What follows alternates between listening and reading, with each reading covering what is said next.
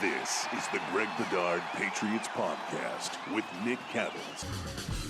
This is the Greg Bedard Patriots Podcast with Nick Cattles, brought to you by our friends at Athletic Greens. 75 high-quality vitamins to help you start your day right. Greg, an interesting game on Sunday at Lambeau Field. Of course, Bailey Zappi comes in after Brian Hoyer goes out. Before we get into those game thoughts, let's hit a few of the headlines surrounding this team, starting with Jamie Collins. Yes, Jamie Collins is back.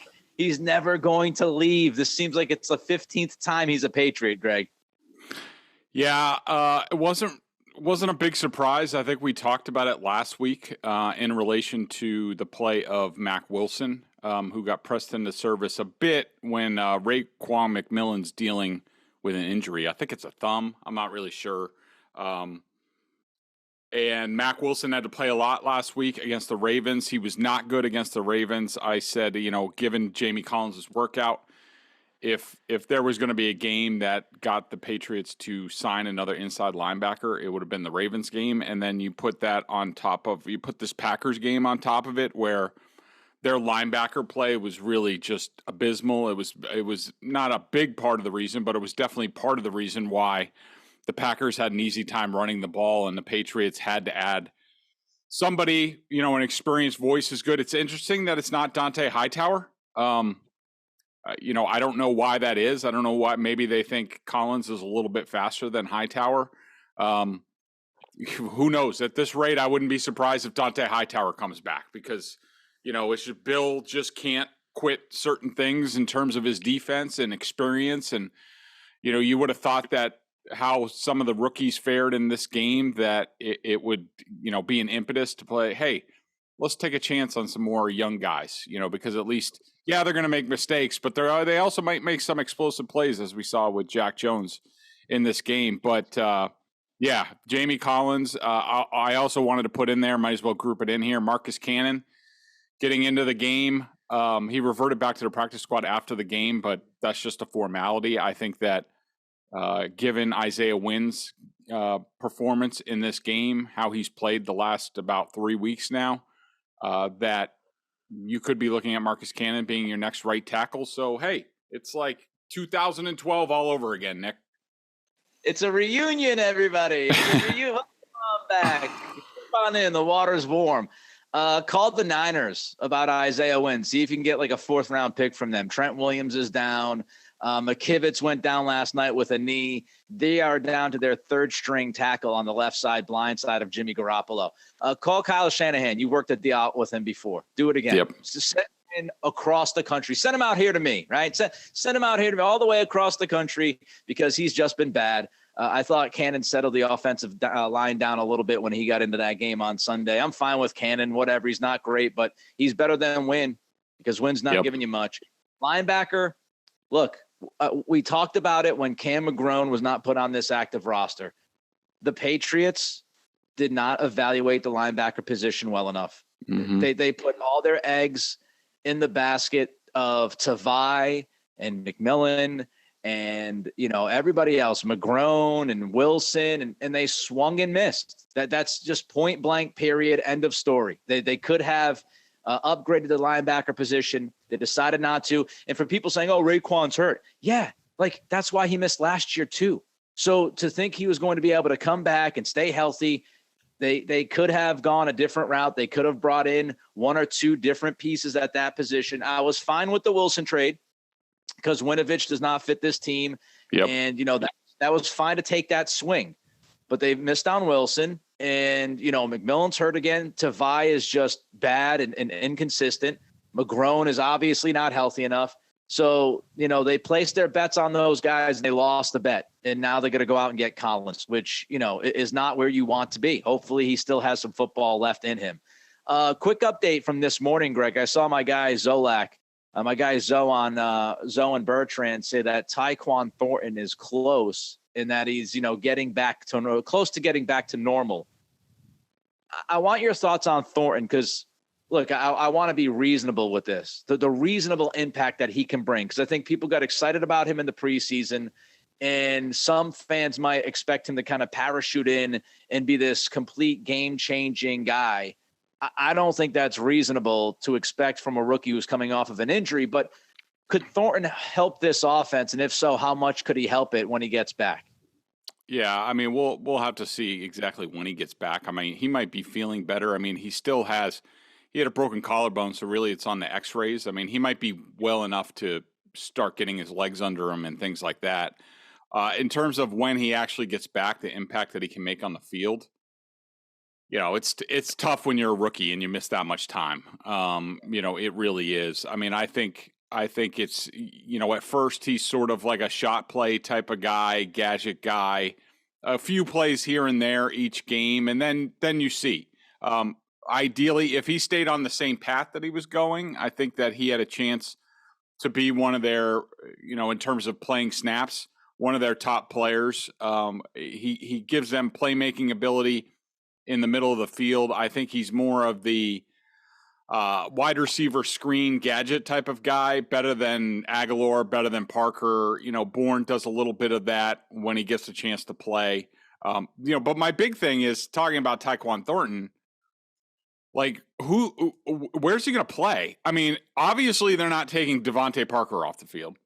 Jacoby Myers is going to be back, I assume, even though it's kind of weird that it looked like he was tracking to play this week, then suddenly he didn't, and now this is 2 games since he made those comments to Mike Giardi of NFL Network, sort of questioning the plan that he's been MIA. Certainly injury, I mean, maybe it's just injury related, who knows, probably is, but you at least have to make note of that.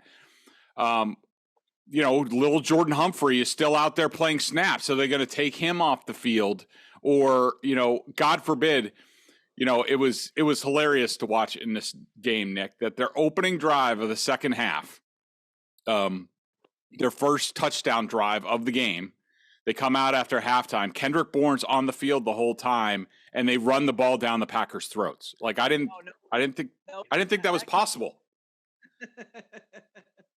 I thought LJ Humphrey had to be on the field for the Patriots to be able to run the ball. I mean, they ran, I think it was like 4 times for like 40 yards on that drive. Like, it was something to see. Oh wait, they ran 4 times for 30 yards on that. But and also I also want to point out that the play action touchdown that was, I think it was it Devontae Parker who was wide open.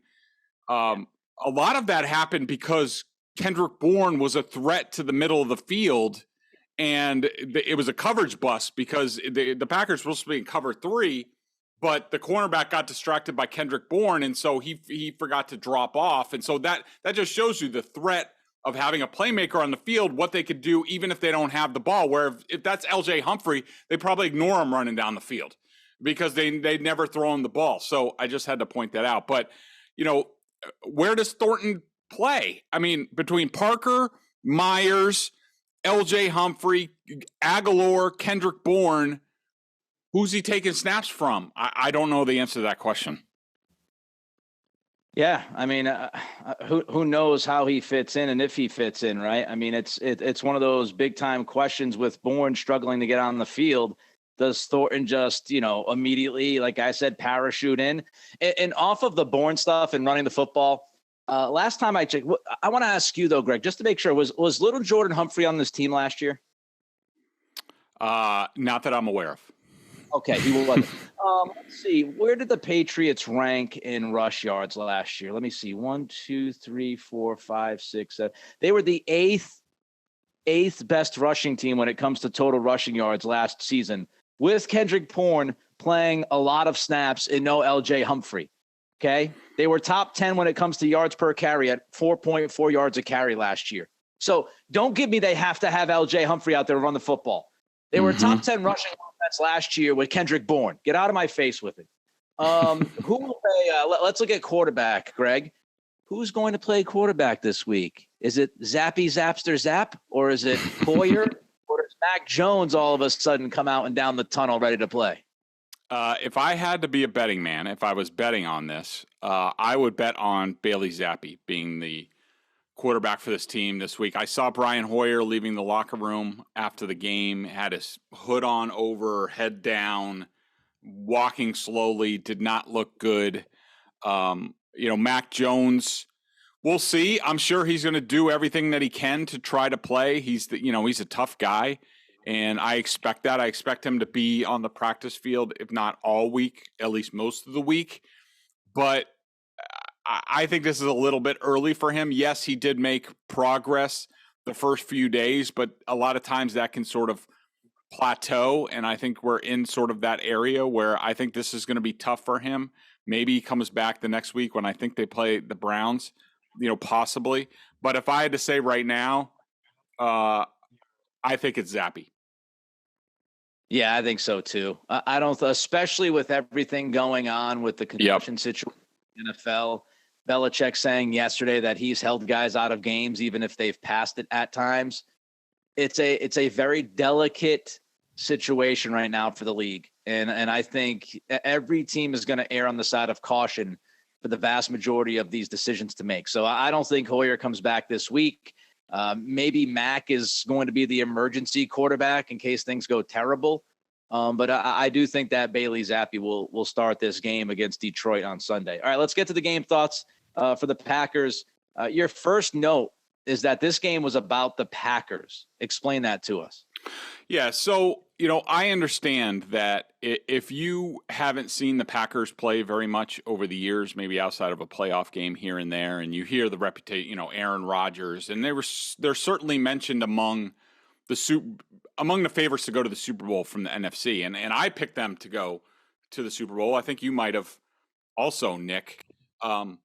So I understand from the 10,000-foot view, you look at going into that game and you're just like, oh, this is a really formidable team. The Patriots lost their backup quarterback. They're on their third-string quarterback, and they had the Packers on the ropes, and they lost in overtime. They took them 70 minutes. And the 10,000-foot view, I understand. That's impressive. And competing with your third-string quarterback against anybody, especially against a quarterback like Aaron Rodgers, it's impressive.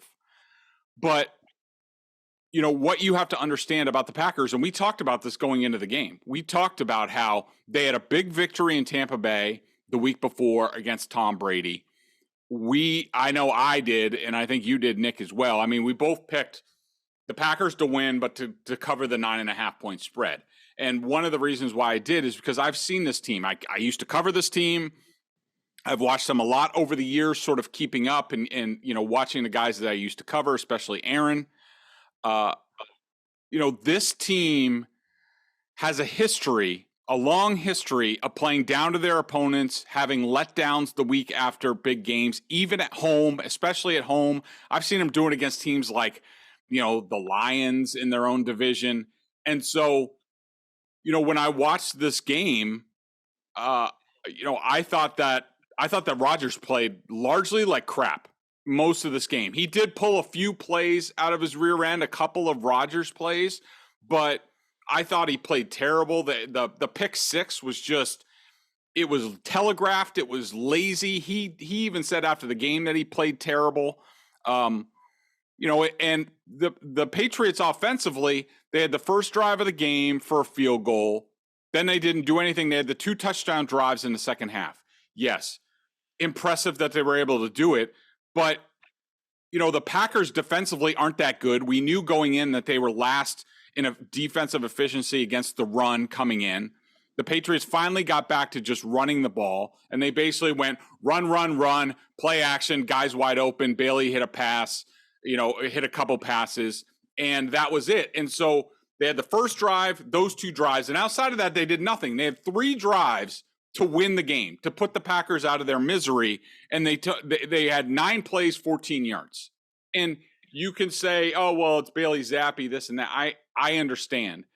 But you still got to make a play. It was there for them. And I just think I didn't think that the Packers played very well in this game. I thought LaFleur, it was outmatched by Belichick.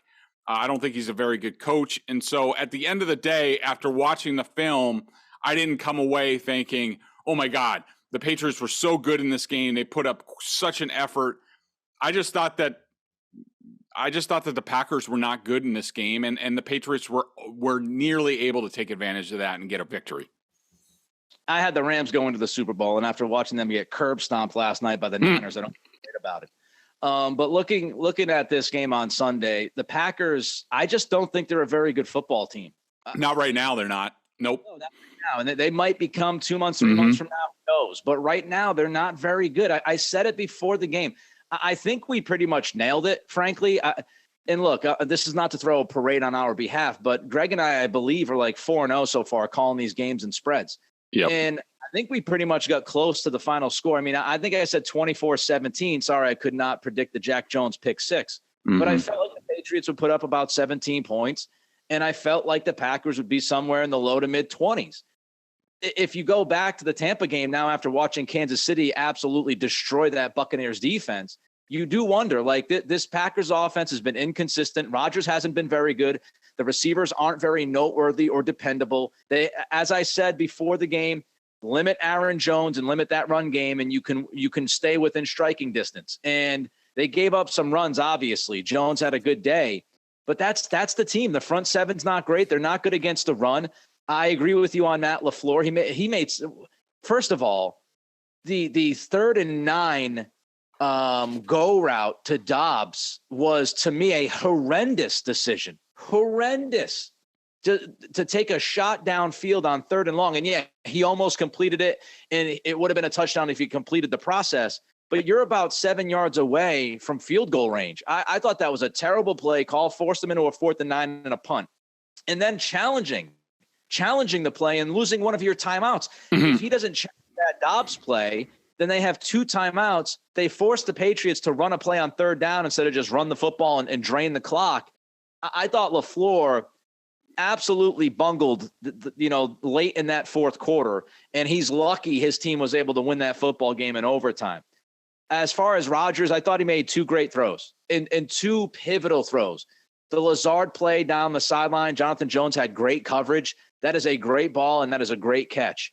And then the Randall Cobb play on 3rd and long, as he's got pressure rushing right directly at him.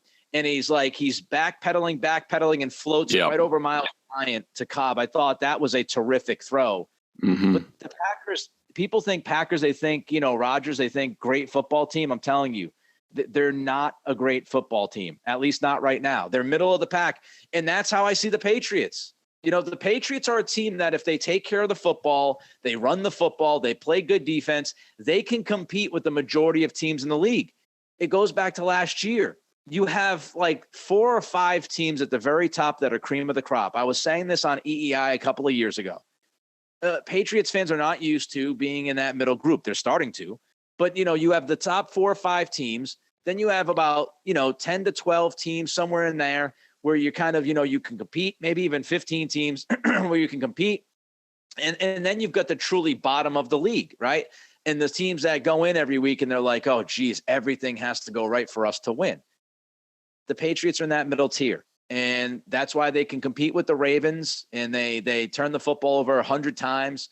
And they still have a chance to win in the 4th quarter. That's why they go to Lambeau with their 3rd string quarterback, and they have a shot within striking distance with their 3rd string quarterback, throwing for less than like 100 yards. That's what this team is, middle tier. They're in the middle of the pack. They compete. They can compete any week with most teams if they take care of the ball and don't have massive screw-ups. Let's get to the Hoyer injury and how you think that affected Matt Patricia, and maybe making Patricia look actually better than he was. Yeah, I think it took a lot of things off the table for Patricia as a play caller, and it really focused him in on just like running the ball. And like, look, on the 2 touchdown drives to start the second half, did he do a good job of mixing inside zone, outside zone, and calling the play action pass? Yeah, absolutely. Tip of the cap on those drives, but that's not exactly upper level play calling and offensive coordinating. I mean, it's just, I thought that, taking a lot of things off the table, knowing that Bailey Zappi probably hasn't repped a whole bunch of their plays, their specialty plays, that Patricia looked at his play sheet and it shrunk the play sheet down and really said, like, this is what we need to do. We need to manage the game. And I think Belichick realized, even despite what he said after the game, I think Belichick realized, like, look, the Packers aren't really, running away with this game. Rodgers is off. He had like an 11 quarterback rating in the first half, and it wasn't because of the Packers defense. The Patriots defense. It was because that's just what he does at times. He goes through stretches of games where he's disinterested.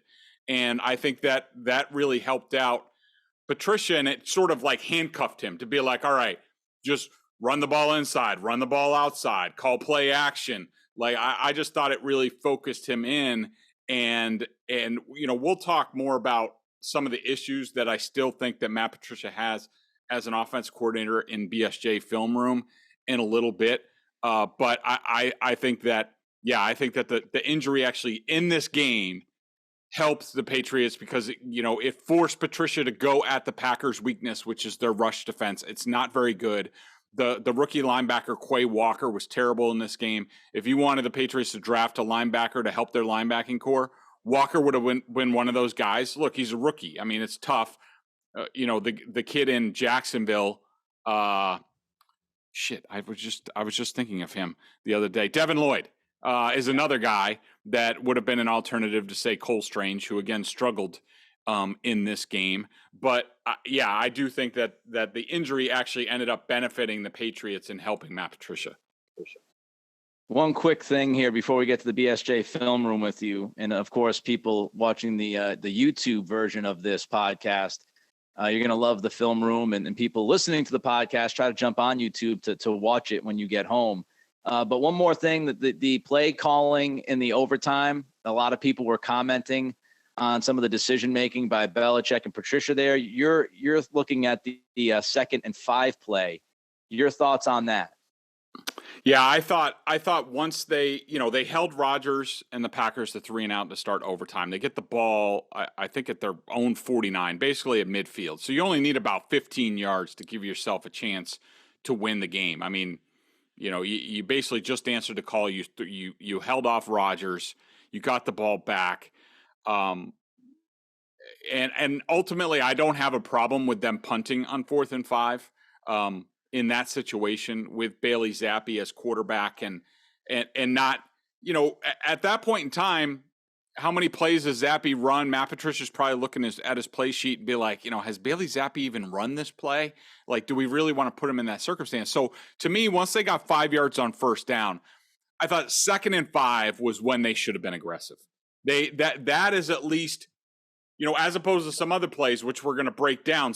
Patricia has shown a weakness on 2nd and long, being able to call plays. But 2nd and medium, where, look, the Packers have been gashed at times in the run game. You just got 5 yards off of them. You figure that they're going to be uber aggressive if you show run action on this play.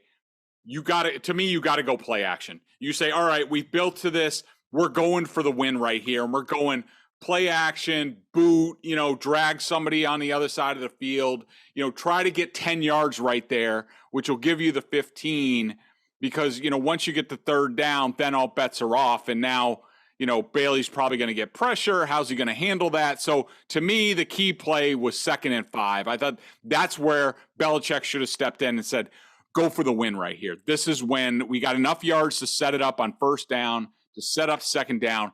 Go for the victory here. And instead they run outside zone. The Packers run a counter to it. Cole Strange, gives up the play.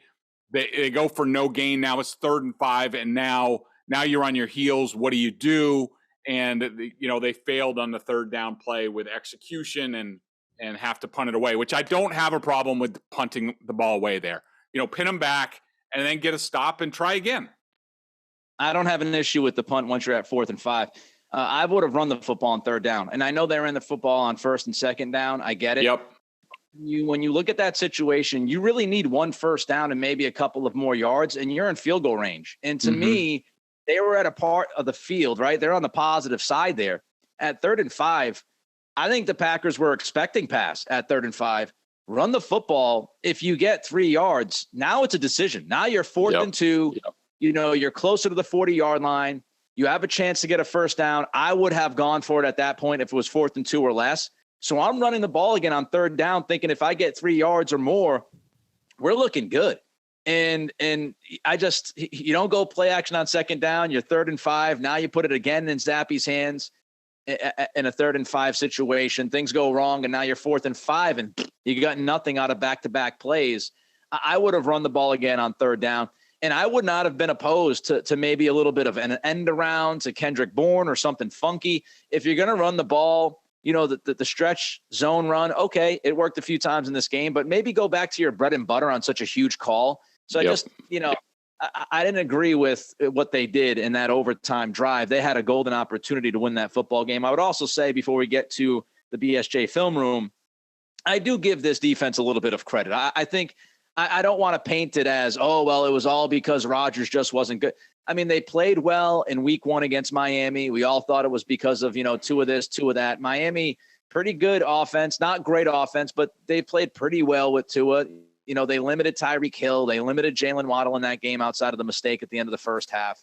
Lamar Jackson killed him with his legs. And Mark Andrews was a big problem. I'm not going to sit there and try to sugarcoat Baltimore's game, especially in the second half. But I think this defense is good enough to compete. Are they a top 10 defense? Probably not. But right now they're good enough to keep the team in the game if they can put some points on the board. All right, we'll have BSJ Film Room in a minute. But first, Greg, tell us about the Athletic Greens. I started taking AG1 because I wanted to make sure I was getting all the vitamins and nutritional supplements I needed in one place. Now I've been on it for 3 months and I love it. It doesn't taste like it's super healthy, has kind of a mild tropical, little minty taste, and I actually look forward to it each morning. So what is this stuff? With one delicious scoop of AG1, you're absorbing 75 high-quality vitamins, minerals, whole food source ingredients, probiotics, and adaptogens to help you start your day right. This special blend of ingredients supports your gut health, your nervous system, your immune system, your energy, recovery, focus, and aging, all the things you're looking for. I take it first thing in the morning. It's now part of my routine, and I'd be lost without it. I love how it contains less than 1 gram of sugar, no GMOs, no nasty chemicals or artificial anything, while still tasting good. Yeah, even though it's a green juice, I'm telling you, it tastes good. Right now, it's time to reclaim your health and arm your immune system with convenient daily nutrition. It's just 1 scoop in a cup of water every day. That's it. No need for a million different pills and supplements to look out for your health. To make it easy, Athletic Greens is going to give you a free 1-year supply of immune-supporting vitamin D and 5 free travel packs with your first purchase. All you have to do is visit athleticgreens.com/Bedard. Again, that's athleticgreens.com/Bedard. to take ownership over your health and pick up the ultimate daily nutritional insurance. BEDARD, Bedard is the code. All right, let's jump into the film room with Greg. Let's look at Matt Patricia. And you mentioned this a couple of minutes ago, Greg. Patricia is struggling on his 2nd and long play calls, and that propped up a number of times in this game. You have 3 specific plays you want to break down. Let's start with the opening drive, 2nd and 9 at the Green Bay 18. Yeah, so they've been driving down the field, and I think Matt Patricia is fine when they stay ahead of the sticks. They're running the ball and they're in 2nd and manageable, but he keeps running into trouble on 2nd and long. So you're looking at this play, it's 2nd and I think on the play sheet it's actually 2nd and 9. So what you're thinking here, he ends up calling like a wide receiver, like little screen here. But I don't understand the call on 2nd and 9. Like, okay, 2nd and 3, 2nd and 4, 2nd and 5 even, when you think, really, you're trying to get them in man coverage. You're trying to hopefully, ideally, they're bringing pressure, so they're shorthanded. So all of a sudden you do a quick throw, you got to throw back. So they call this is 2nd and 9, and you see the Packers. They're just sitting back in zone. They have, they have 2 deep safeties. They're all 3 cornerbacks. The Patriots are in single back, 1 tight end, which is Jonnu Smith. They have Lil Jordan Humphrey, of course, in the slot, Nelson Aguilar, and then to the right, Devontae Parker to the left.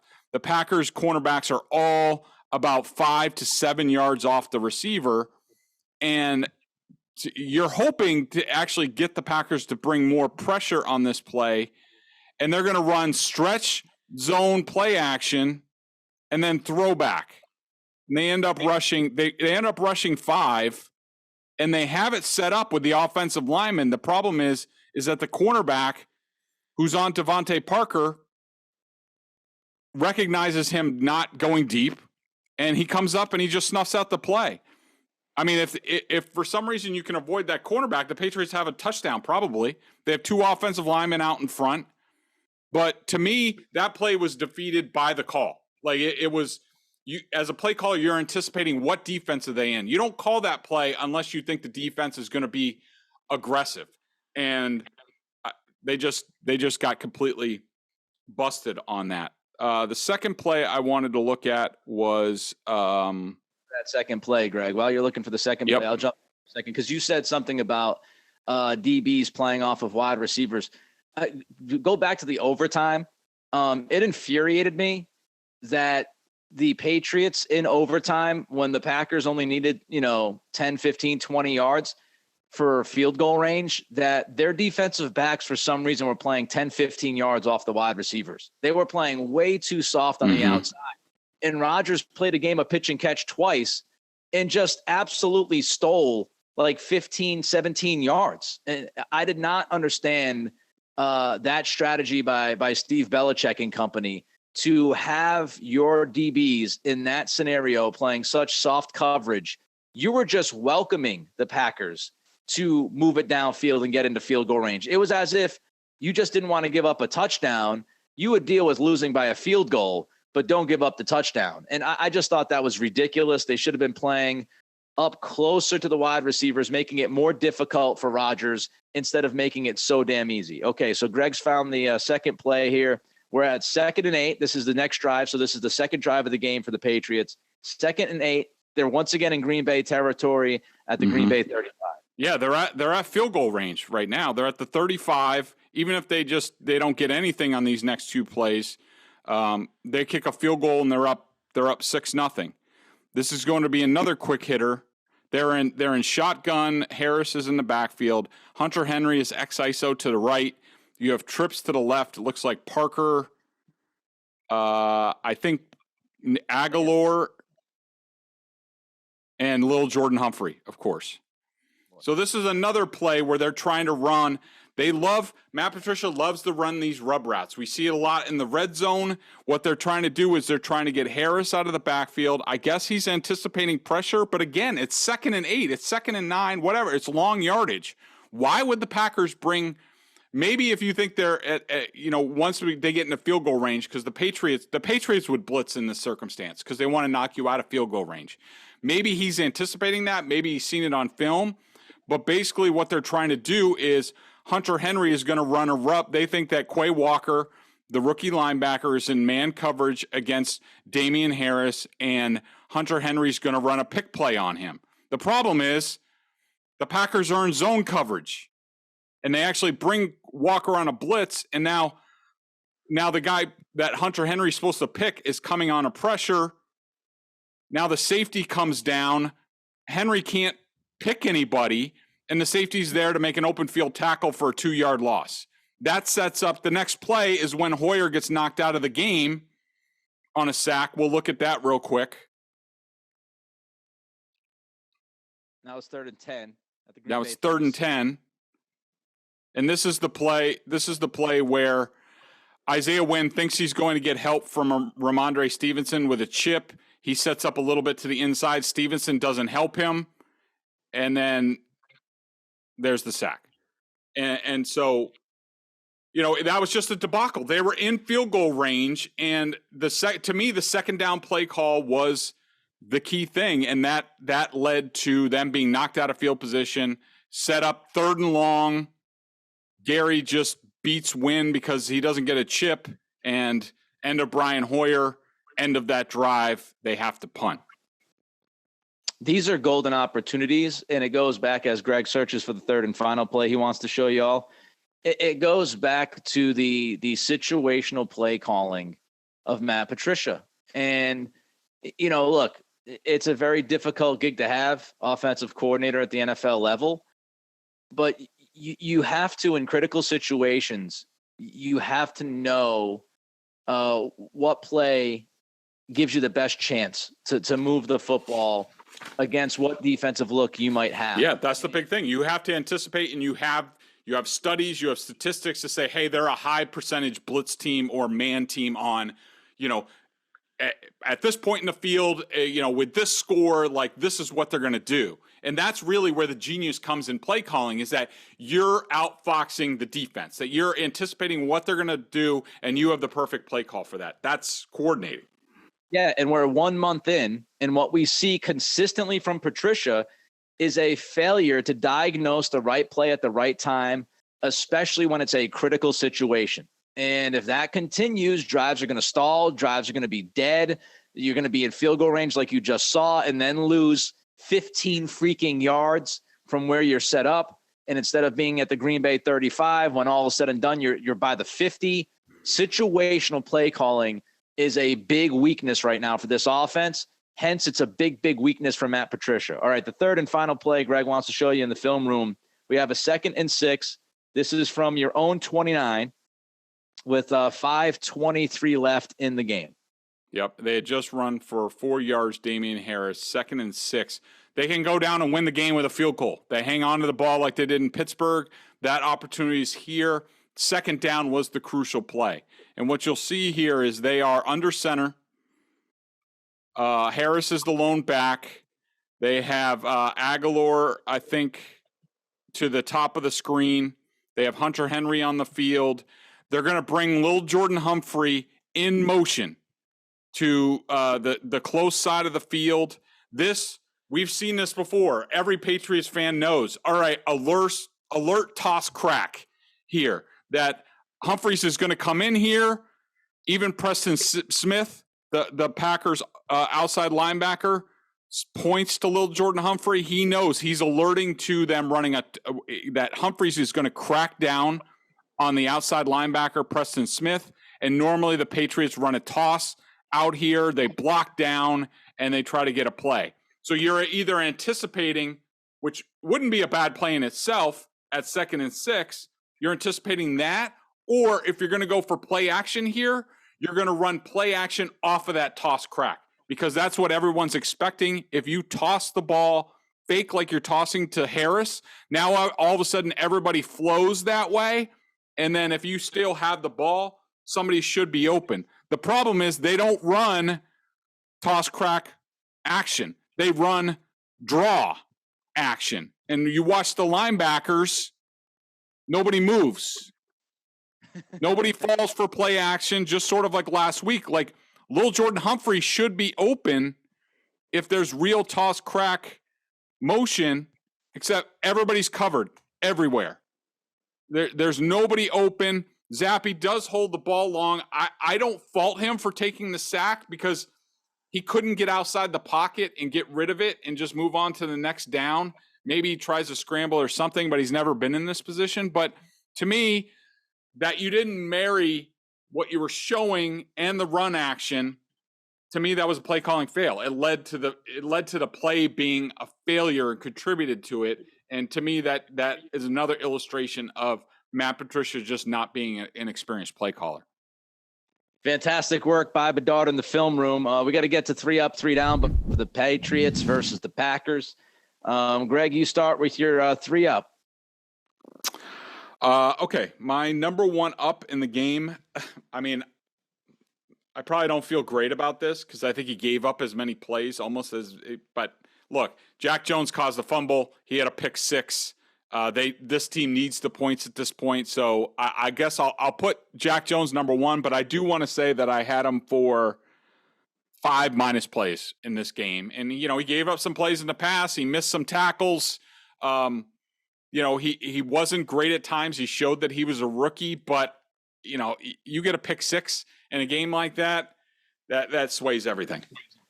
I agree. I got him up there, and I feel the same exact way as you do watching him, but he's a rookie. I will say he's got to be better in the run game. He's got to be better tackling. I thought there was a stretch there where the Packers ran 3 times pretty much right at him. And, he did not respond. That is obviously a weakness in his game. If he can learn to tackle better, especially going downhill, then I feel pretty damn good, because in coverage, he's going to flash. He's going to flash and make some plays. So Jack Jones deserves to be on this list. Who's next? I have, I just had who I wanted. crap. But I'll throw Trent Brown in there. I think this is the third straight game when he's been really good. You can make the argument for David Andrews, but I think considering they ran a lot behind Trent Brown on sort of weak outside zone, and that you didn't hear much from Preston Smith at all in this game, to me was a credit to Trent Brown, and they sort of rode the big fella, and I thought he played really well for the second straight game. Matthew Judon, he's been really good all year. He continues to play well, and I hope that he continues that in the second half. Last year he fell off, but I thought he made some big plays. He had that rush on Rodgers, which was a gigantic play at the time late in the game. So I thought Judon showed up and played well. Yeah, Judon was the other guy that I was thinking of. I had him for a sack, a hurry on third down, a half a knockdown. He continues to be impactful. He does a solid job in the running game. I have zero issues with Matthew Judon. I think he's played really well to start. I'll throw Ramondre Stevenson in there. I love watching him play. Yep. There's a handful of plays where he gets like an extra 2 or 3 yards that he should not get. And I love how he runs, man. And that's going to be the strength of this offense and the strength of this team, even when Mac Jones gets back. This offense runs through Stevenson and Harris and then base everything off of that. And hopefully they can rack up some wins against some teams that are not as good because they have the opportunity over the next month or so. All right, you're 3 down. Mack Wilson. He looks lost at times out there. He's had real issues, certainly in the Ravens game and now this one. Jamie Collins signing back is not a big mystery as to why. I think he's having a little bit of trouble adjusting to the scheme, Mack Wilson, and need a little bit more time maybe watching and learning, and was pressed into service with the Raekwon McMillan injury, but he just has not been good enough. He's been a big weakness in the middle of the defense. Miles Bryant got beat 2 or 3 times against 40-year-old Randall Cobb. I kid. He's not 40. But he got beat 3 times, like critical plays too, like have to have it. 3rd and long, 2nd and like 19 or something crazy. Like have to have plays, and Bryant gets beat by Cobb. Just got beat by him. And I think it's time we start to maybe take a look at Marcus Jones and see if he can play out there. I would love to see if the rookie can compete with Miles Bryant, because he gave up too many plays in this game in critical times. Next guy for you. I just had it, but I'll throw Isaiah Wynn out there. He's struggled. I did think he had some good plays in this game, but he's given up way too many hits. He's a big part of the reason why they keep losing quarterbacks. He's about to lose his job. I would be surprised if Marcus Cannon is not starting this week. And now you have a $10 million offensive tackle who's not even playing, which will be interesting, but it is what it is. He has not played well. I'm going to jump to my third, because the other guy, actually, I'm going to jump to my second. But my third was, pick Tavai or Wilson, either inside linebacker. They both sucked. I'm going to go with Jake Bailey. He was good one. He was god awful. King of the touchback. Like, Belichick gave this guy an extension before the season. I don't know why. He wasn't good last year. People said, oh, it might be an injury. It could be an injury. He has not been good this year. He stunk on Sunday. He's one of the reasons why they lost this football game. And I know it's not sexy to talk about the punter, but when you have like 2 or 3 opportunities to pin these guys inside the 10 and you're kicking it into the end zone, do your job. He stunk.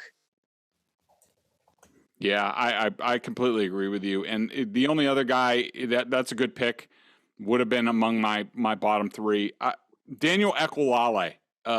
No one's really going to care, but he's one of their reserve interior defensive linemen, and he flashes at times. He's more of a rusher, but in this game, I thought he was a huge liability in the run game when he was out there. And none of the guys. I mean, Godchow was not good for most of the game. Did show up a few times when he started playing. The first half, he wasn't very good. I mean, he's the guy you gave a contract extension to. When other teams run on you, you got to look at Godchow, and he was part of the reason. But to me, the worst guy against the run was Ekwulale. Extension to Bailey. He is stunk. Godchow, we didn't understand the extension. Belichick went out there and said he's one of the best defensive linemen or whatever the hell he said.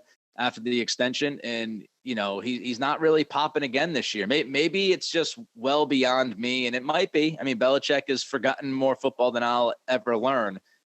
But the run defense has not been good the last 2 weeks. They're getting chunked out. And, Barmore's getting double teamed because teams don't necessarily, fear anybody else on the inside of this defensive line. We talked about it. And look, we'll see how Tyquan Thornton does. And they drafted Cole Strange. And I know some people are happy with the draft, and that's fine. Have a long way to go before we evaluate it. But I will say this, even if you were fine with the Strange pick and the Thornton pick, going into this draft, we said, defensive line, big kind of run stopper. The kid from UConn, I forget his name, was kind of on the list as a possibility. And we said, that might help this defense. We also talked about a young inside linebacker that could run sideline to sideline. And, if you look at this defense right now, I think the two biggest weaknesses in the middle of the defensive line and also that inside linebacker spot. So we'll see. I like Jack Jones. I think Marcus Jones is going to be a player. I think Cole Strange will be fine in due time. We'll see what Tyquan Thornton brings. But, if you weren't going to draft at those positions, you might have wanted to go out there and try to upgrade from Carl Davis and some other guys and Tavai. But you were fine and dandy bringing those guys into camp and making them active on the roster. BSJ member question of the day, $39.99 annual plan. All the best coverage, John Corrales, Sean McAdam, Connor Ryan. They're killing it. And also the man who's talking to you today, Greg Bedard, with his film room and his chats, all that good stuff. Greg, what is the BSJ member question of the day? Well, I grabbed one from Twitter. This guy, Chuck, he didn't like my commentary that the Patriots ran 9 plays and gained 14 yards when they had a chance to win the game. And he said one of the drives started at the 1.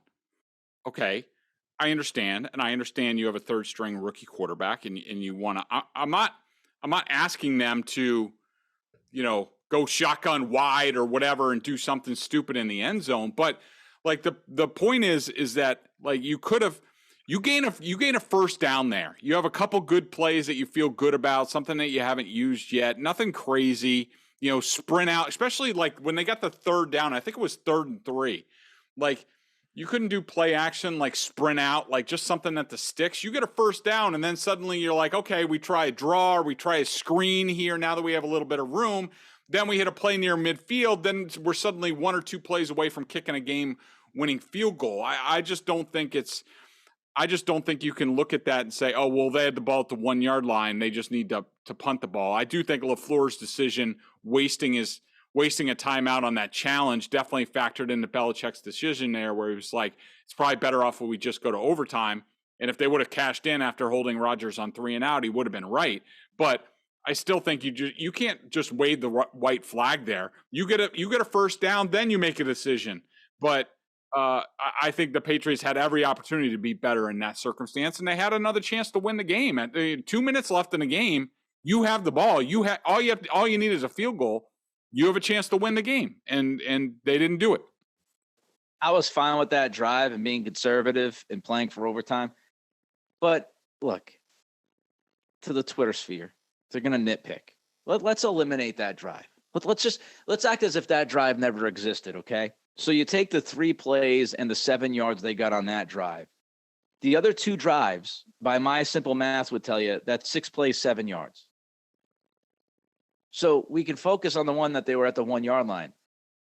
Who cares? Like, You had 2 other drives that you could have won the game, and you had 6 plays and 7 yards on those 2 drives. So, it's ridiculous to look at the 3 drives that, totaled 9 plays and 14 yards and say, one of the drives was at the 1. Okay, great. Then eliminate that one. And the 2 other drives were absolutely awful. You could argue the drive from the 1 yard line was the most productive out of the 3. The hell are we doing? He's Greg. I'm Nick. Greg Bedard Patriots Podcast. Nick Cattles, brought to you by Athletic Greens. We'll be back later in the week to discuss Jared Goff and the Detroit Lions. Matt Patricia Bowl. Oh, Matt Patricia Bowl, the Patricia Bowl. Tyvi is going to cry at the 50 before the game. No, look, don't go to, don't overlook this team. Dan Campbell, he's crying during, training camp, and he's biting kneecaps and whatever the hell else he's doing.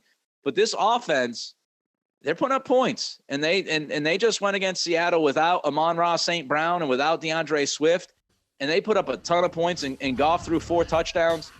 If you screw around, this team could score on you. So we'll talk about the Lions coming up later in the week. Until then, be good, be safe, and be healthy.